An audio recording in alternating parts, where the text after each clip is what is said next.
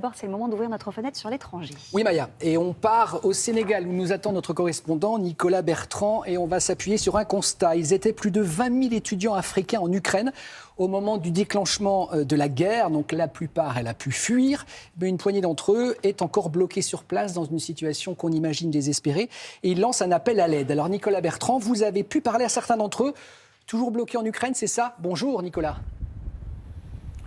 Oui, bonjour, absolument. Ils viennent d'un petit peu partout en Afrique et comme tous ceux qui sont encore ou qui étaient sur le sol ukrainien, ils vivent un cauchemar, d'autant qu'ils sont loin, très loin de chez eux et que la plupart d'entre eux bénéficient de très peu de moyens financiers. À cela s'ajoute que leurs ambassades, les ambassades des pays africains respectifs, ont très peu de moyens également pour mettre en place des évacuations massives et donc ces étudiants africains sont obligés de se débrouiller par eux-mêmes comme ils le peuvent pour tenter de quitter la guerre et de traverser la frontière pour trouver refuge par exemple en Pologne. À cela s'ajoutent des accusations de racisme. Certains étudiants africains ont déclaré qu'ils avaient été empêchés de monter dans des trains ou de traverser des postes frontières, tout simplement en raison de leur couleur de peau. Alors, l'ambassadeur d'Ukraine ici au Sénégal dément ces accusations. Comme vous allez le voir dans ce reportage, il est réalisé par Jean Barrère et Mathilde Boucher.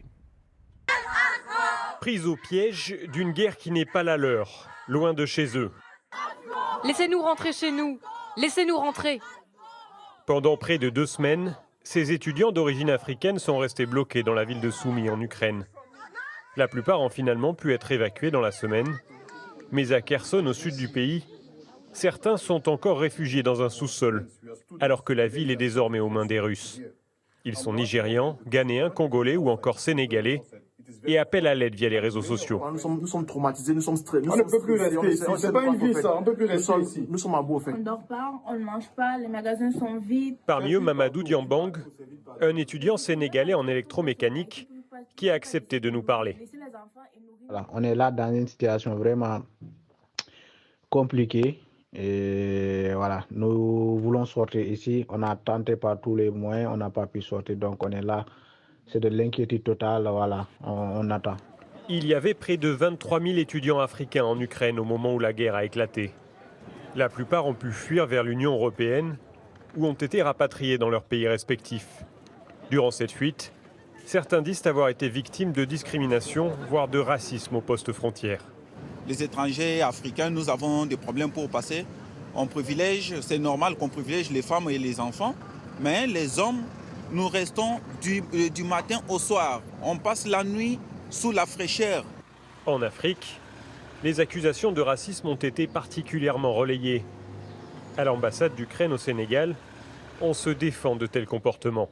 Je n'exclus pas qu'il y avait certains cas de nervosité, si vous voulez, mais il ne s'agissait pas, et il ne s'agit pas du tout des cas de discrimination et du racisme. Ça, je vous garantis. J'ai le courage de confirmer que ce sujet a été alimenté massivement par la propagande russe. Seul réconfort pour le diplomate, les messages de soutien qui ont afflué par dizaines et plus de 150 candidatures de volontaires sénégalais décidés à se battre aux côtés des Ukrainiens. Merci beaucoup Nicolas pour votre reportage.